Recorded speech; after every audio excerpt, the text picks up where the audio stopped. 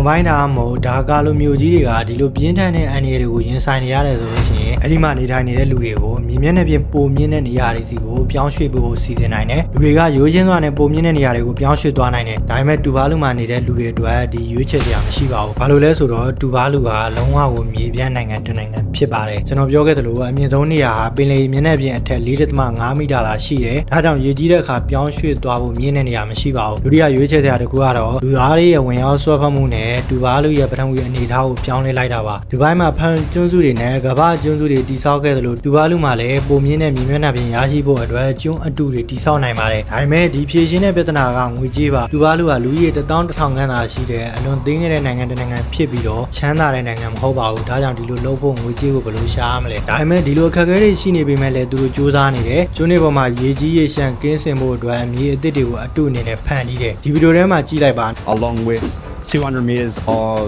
concrete seawall as well as construct 7 rooftop units 2024 ခုနှစ်မှာဆိုလို့ရှိရင်သူတို့ဟာ18ဧက19ဧကခန့်လောက်ကိုသူတို့ဟာမြေအတုအဖြစ်တိစောက်ခဲ့ပြီးပါပြီဒီမြေအတုအသစ်တွေဟာ